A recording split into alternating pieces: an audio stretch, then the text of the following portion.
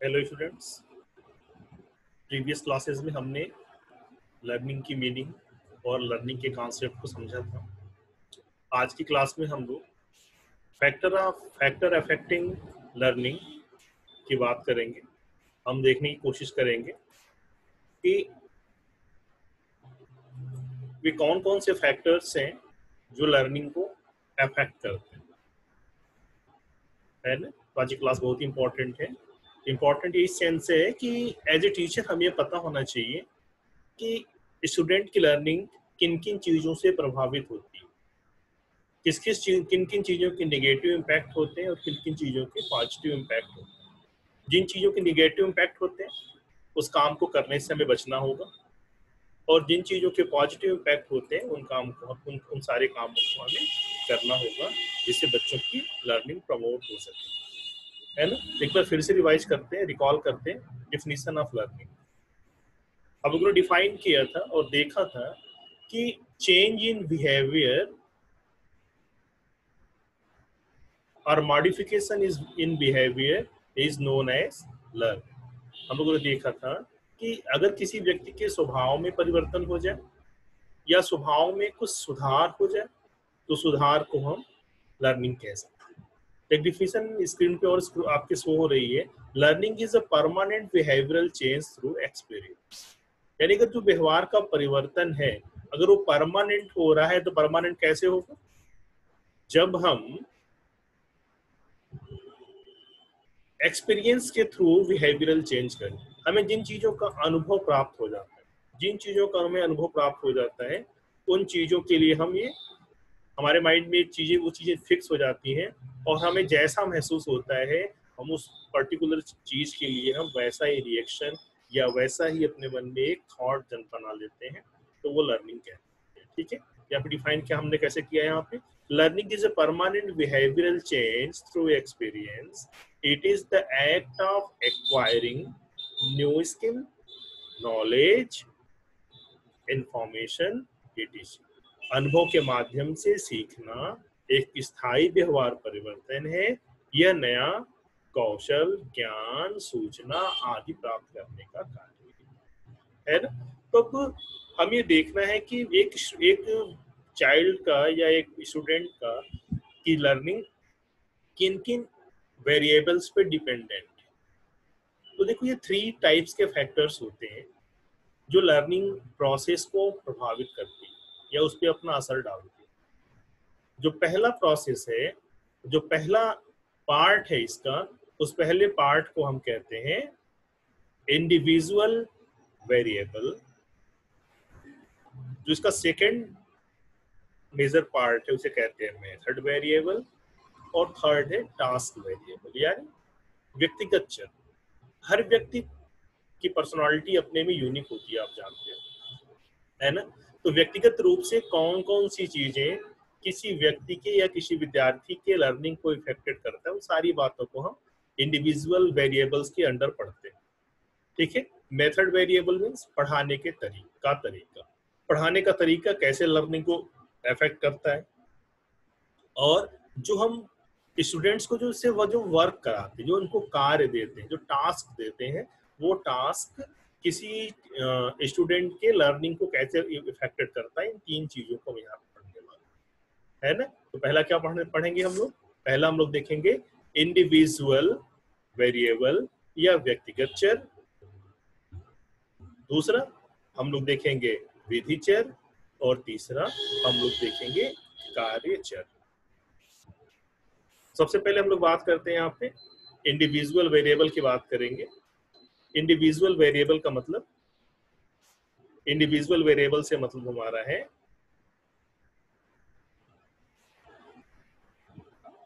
Cognitive और affective Motors, या उनके जो फैक्टर्स हैं, जो उनके डोमेन है, उन डोमेन को कैसे कैसे प्रभावित करता है। यानी व्यक्ति के संज्ञानात्मक और जो भावनात्मक कारक है, जो फैक्टर है, वो इंडिविजुअल में शामिल होते हैं। क्योंकि इंडिविजुअल का मतलब जो संज्ञान, जो हम जानते हैं और जानने के बाद जो महसूस करते हैं, वे हमारी टीचिंग को कैसे प्रभावित करती है, उस बात को हम यहाँ देखने की का प्रयास करेंगे।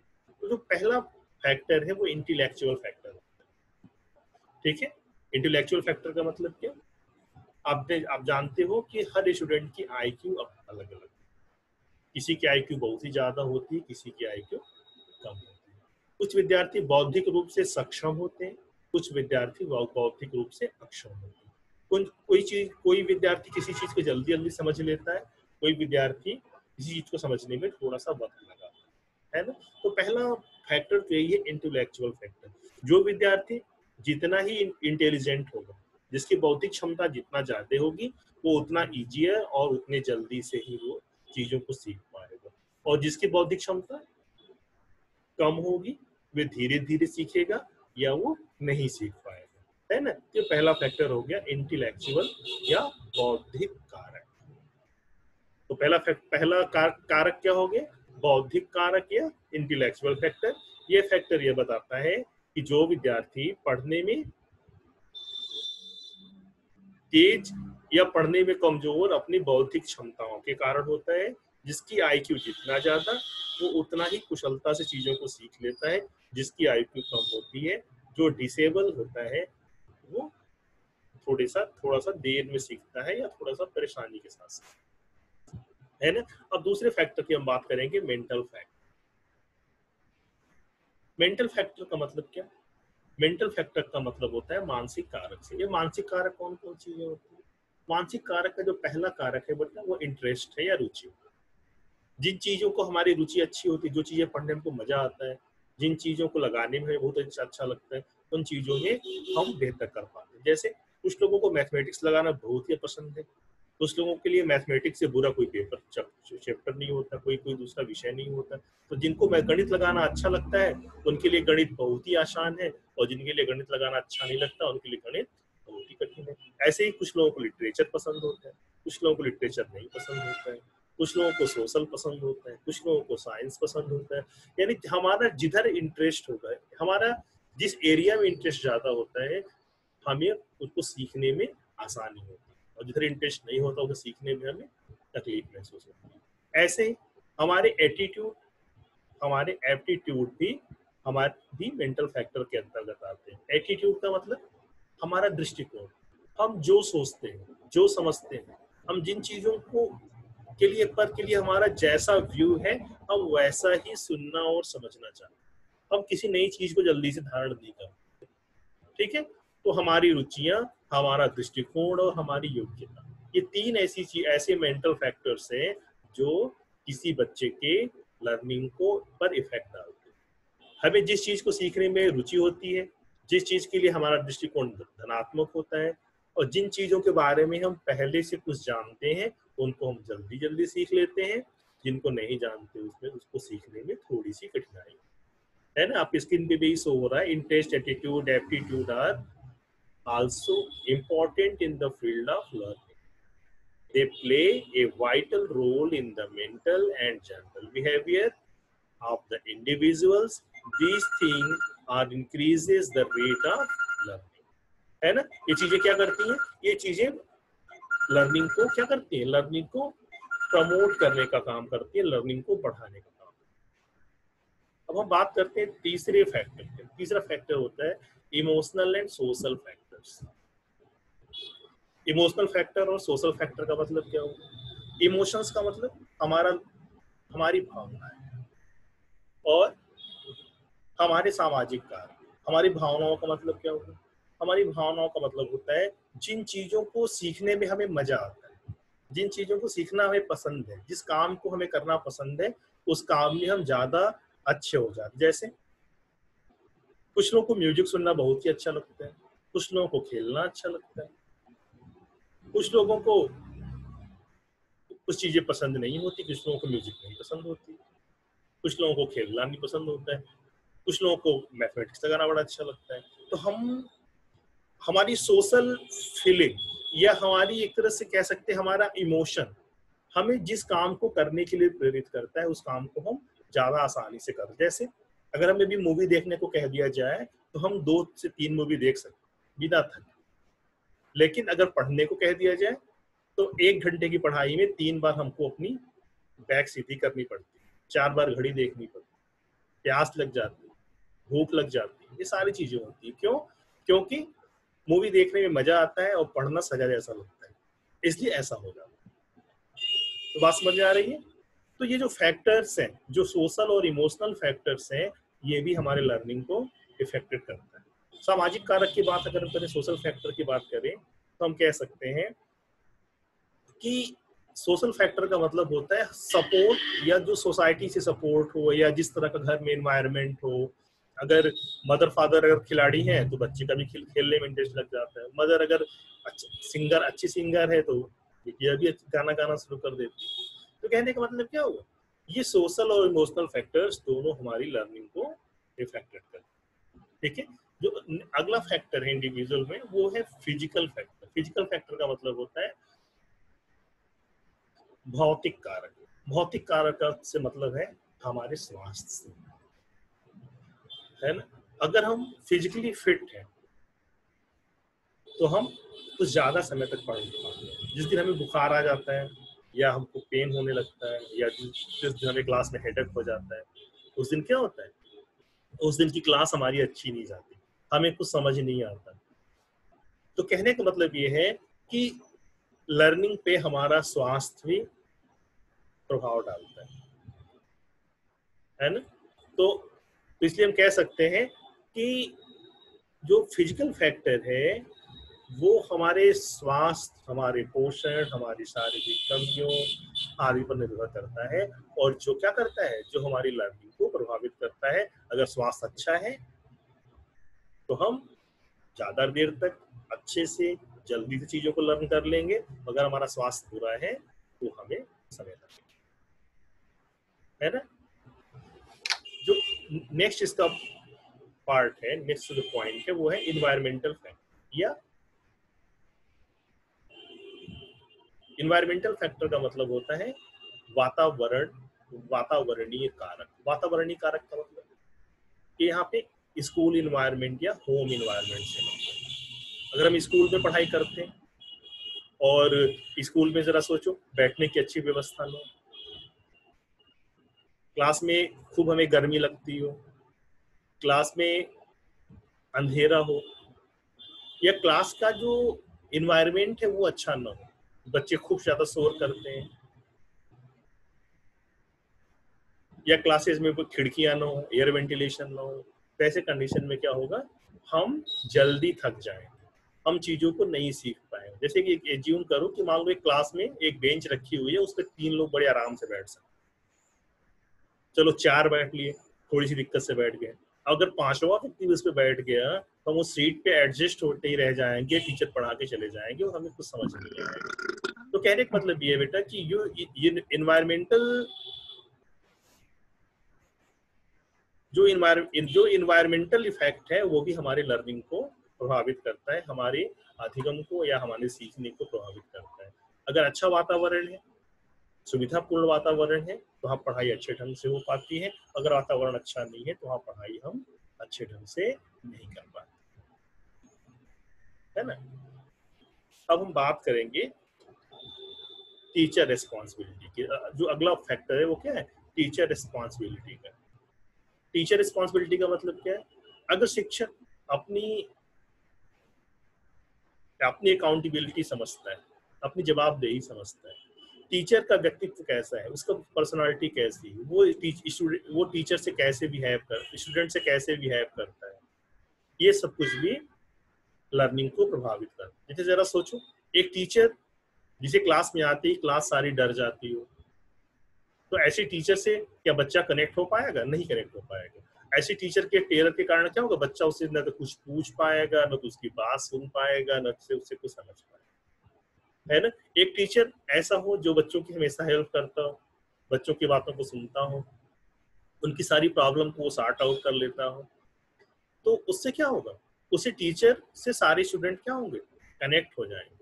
जब स्टूडेंट कनेक्ट हो जाएंगे तब उससे अच्छे ढंग से सीख पाएंगे। या जो टीचर का बिहेव है, जो टीचर की पर्सनालिटी है, वो भी स्टूडेंट के लर्निंग को प्रभावित करती है।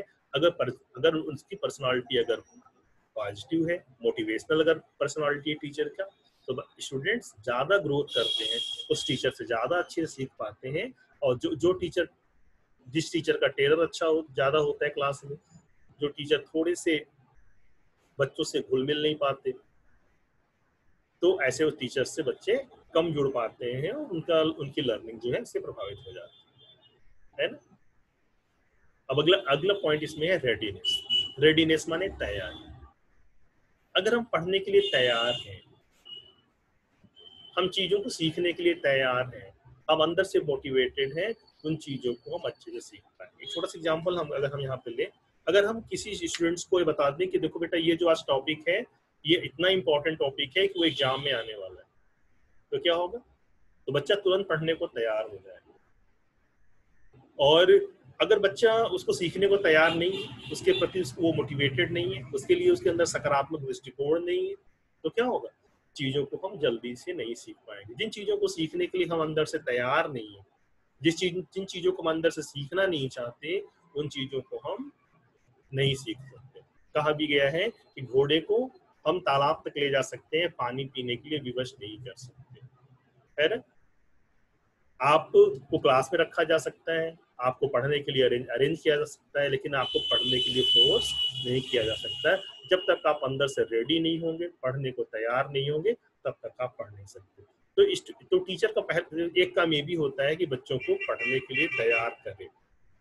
ठीक है, जिसकी क्लास जितना ज्यादा तैयार होती है सीखने के लिए, जितने इच्छुक होते हैं बच्चे पढ़ने के लिए, उस क्लास या उस सब्जेक्ट को बच्चा उतने आसानी से सीख पाता है ना। अब जो सेकंड पार्ट, जो इसका सेकंड वेरिएबल है, उसको कहते हैं मेथड वेरिएबल। मेथड वेरिएबल का मैंने पहले ही बताया था, फिर से एक बार बता दूं, वो लर्निंग के वो मेथड्स, वो प्रभावी शिक्षण की जो विधियां हैं, उन विधियों पे भी बच्चों की लर्निंग इफेक्ट प्रभावित करती है। अगर teacher effective teaching methods use करता है तो निश्चित रूप से क्लास में स्टूडेंट की लर्निंग अच्छी होगी। अगर इफेक्टिव टीचिंग मेथड यूज नहीं करता, ऐसे वैसे ही पढ़ा देता है, तो लर्निंग बच्चों की अच्छी नहीं है ना। अब देखो पहला मेथड हम यहाँ बात करते हैं पार्ट वर्सेस होल मेथड। अभी मैक्सिमम ऑफ टीचिंग अगली क्लासों में हम पढ़ाएंगे तो वहाँ पे ये चीजें और क्लियर होंगी, लेकिन अभी यहाँ सिर्फ समझ लो पार्ट वर्सेस होल टीचर। या दो तरह की विधियों पे हम डिस्कस कर रहे हैं, पूरी विधि और आधी विधि, है ना। पार्ट का मतलब होता है अपने लेसन को छोटे छोटे टुकड़ों में बांट के एक एक टुकड़े को पढ़ाता जाए व्यक्ति, और उसका रिस्पांस लेता जाए, बच्चों से क्वेश्चन पूछता जाए और आगे बढ़ता जाए। होल मेथड का मतलब क्या है, पूरे लेसन को एक बार पढ़ाने के बाद तब हम बच्चों से रिस्पांस नोट करें। इन दो मेथड को की डिस्कस यहाँ पे किया जा रहा है, पार्ट वर्सेस होल मेथड। ठीक है, अब यहाँ पर हमको देखना पड़ेगा कि पूरी विधि में क्या होता है, बच्चा पूरी इकाई को एक साथ सीखता है, और भाग विधि में या पार्ट मेथड में बच्चा एक एक पार्ट को सीखता जाता है और उन चीजों को आपस में मन में जोड़ता जाता है ना। इसमें जो पार्ट का मेथड है वो ज्यादा ही अच्छा होता है। क्यों? क्योंकि इसमें छोटी छोटी इकाइयों में इसको तोड़ लेते हैं, छोटे छोटे नॉलेज के बंडल्स में तोड़ लेते हैं, और एक एक बंडल्स बच्चा पढ़ता जाता है, सीखता जाता है और आगे बढ़ता जाता है, जिससे बच्चा क्या, बच्चा बोर नहीं होता, बच्चे का कुछ छूट नहीं पाता, हर बात को बारीकी से सुन और समझ सकता है। एक मेथड के डिस्कस हमने यहाँ पे डिस्कस किया। दूसरा स्पेस्ड एंड अनस्पेस्ड मेथड, यानी सीखने की अंतराल या अंतराल विधि। अंतराल या अंतराल विधि का मतलब क्या? इसका मतलब हुआ कि बच्चों को पढ़ाने के बाद बीच में कुछ स्पेस देना। स्पेस देने का मतलब बच्चे को इंटरेक्शन करने के लिए, बच्चों को समझने के लिए, बच्चों को डिस्कस करने के लिए, बच्चों को रिस्पांस करने के लिए हम बीच बीच में समय देते जाएं या बीच बीच में समय न दें। ये दोनों तरह से हम पढ़ा सकते है ना। इन दोनों तरह का अलग अलग असर होता है बच्चों की लर्निंग। जहाँ स्पेस देते हैं वहां बच्चा छोटी छोटी चीजों को समझता चलता है, फिर आगे बढ़ता है, फिर समझता है, फिर आगे बढ़ता है। और जहाँ हम स्पेस नहीं देते वहां बच्चा सुनेगा, आधी चीजों को भूल जाएगा, आधी चीजों को मन में रखे रहेगा, और इससे उसकी लर्निंग प्रभावित होती है ना। एक कंपेरिजन हमने कर लिया स्पेस्ड वर्सेस अनस्पेस्ड मेथड। ठीक है, देखो सेकेंड नेक्स्ट है रेसिटेशन है वर्सेस रिपीटेशन, है ना। पुनरावृत्ति और रटना, ये दो तरह की हम बात कर रहे हैं। ये भी दोनों पढ़ाने के तरीके हैं, और इन दोनों तरीकों का भी बच्चों पे अलग अलग प्रभाव पड़ता है ना।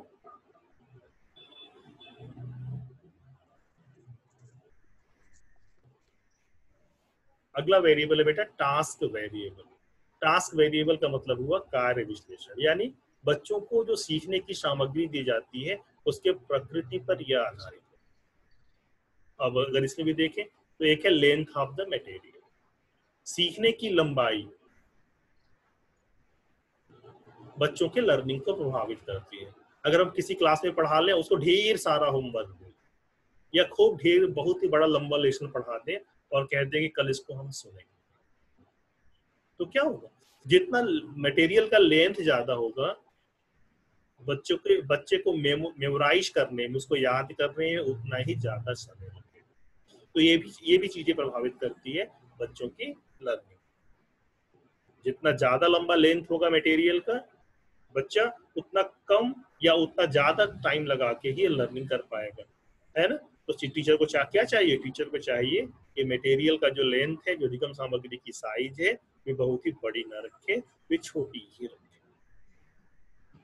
ठीक है। दूसरा है डिफिकल्टी लेवल ऑफ मटेरियल। आपने जो कुछ पढ़ाया उसका कठिनाई स्तर क्या कैसा है, ये भी बच्चों के लर्निंग के रेट को प्रभावित करती है, इफेक्ट डालती है। ऐसा क्यों होता है, आप जानते हो कि डिफिकल्टी लेवल कितनी होनी चाहिए। मैंने कई बार बताया है कि अगर डिफिकल्टी लेवल अगर बहुत ही ज्यादा होगी, यानी अगर बहुत ही कठिन कठिन शब्दों या कठिन कठिन स्टेंजाज या कठिन कठिन बातों या ऐसी चीजों का प्रयोग करें तो बच्चे के सर के ऊपर से बाउंस कर जाए, तो बच्चा उसको एसिमिलेट नहीं कर पाएगा, बच्चा उसे धारण नहीं कर पाएगा। जब धारण नहीं कर पाएगा तो लर्निंग का रेट भी पुअर हो जाएगा। यानी कहने का मतलब क्या है कि हमारी स्टडी हमारी लर्निंग मटेरियल का जो डिफिकल्टी लेवल है वो या तो लो हो या तो मॉडरेट हो, हाई डिफिकल्टी लेवल ना हो। अगर डिफिकल्टी लेवल हाई होगी, कठिनाई स्तर ज्यादा होगा, तो बच्चे की समझ में नहीं है। तीसरा है मीनिंगफुलनेस ऑफ मटेरियल। मीनिंगफुलनेस का मतलब क्या हुआ, अर्थ युक्त सामग्री, यानी हम जो चीजें बच्चों को हम पढ़ा रहे हैं उसका कुछ मतलब भी होना चाहिए, है ना। उनके जो है नेक्स्ट क्लास के लिए, उनके फ्यूचर के लिए, उनके एग्जाम के लिए उन उस मटेरियल का कुछ मतलब होना चाहिए। अगर स्टडी मटेरियल का कोई मतलब नहीं है, उसकी कोई मीनिंग नहीं आ रही, अगर अर्थहीन सामग्री है जिसका उनको कोई फायदा नहीं होने वाला है, तो उनको उसमें अरुचि होने लगती, उसको पढ़ना नहीं चाहते, उस पर ध्यान नहीं देंगे। जब उस पर ध्यान नहीं देंगे तो क्या होगा, उनकी लर्निंग अपने आप गिर जाएगी। तो कहने का मतलब ये है कि हम जो भी स्टडी मटेरियल बच्चों को प्रोवाइड कराएं, हम जो कुछ भी पढ़ाएं, वो कैसा होना चाहिए, वो मीनिंगफुल होना चाहिए, वो मीनिंगलेस नहीं होना चाहिए। ठीक है। ये कुछ कारक थे जिन कारक पर हम लोगों ने चर्चा की। तो आज की क्लास में हम लोगों ने क्या क्या देखा, हम लोगों ने उन फैक्टर्स, उन कारकों के बारे में देखा जिन फैक्टर्स या जिन कारकों का प्रभाव बच्चों की लर्निंग पे पड़ता है। तो हमने इसमें क्या किया, हमने इसको 3 कैटेगरी में डिवाइड किया। पहली कैटेगरी थी इंडिविजुअल्स की, दूसरी कैटेगरी थी मेथड की, और तीसरी कैटेगरी थी टास्क की। ठीक है। यानी व्यक्तिगत रूप से कौन कौन से कारक है जो बच्चों की लर्निंग को प्रभावित करते हैं, शिक्षण विधियां कैसे लर्निंग को प्रभावित करती हैं, और बच्चों को जो हम कार्य देते हैं, जो उनका टास्क होता है, जो उनकी टीचिंग मटेरियल, लर्निंग मटेरियल होती है, जो लर्निंग की डिफिकल्टी लेवल, जो लर्निंग का पाथ है, वो कितना छोटा या बड़ा है, ये इनके लर्निंग को प्रभावित करता है। ठीक है। आज की क्लास में इतना ही। नेक्स्ट क्लास में हम लोग लर्निंग के टाइप्स को देखेंगे कि लर्निंग कितने टाइप्स की होती है। इन चीजों को हम पढ़ने का काम करेंगे। ठीक है। अगर कोई डाउट, कोई क्वेश्चन हो तो आप उसको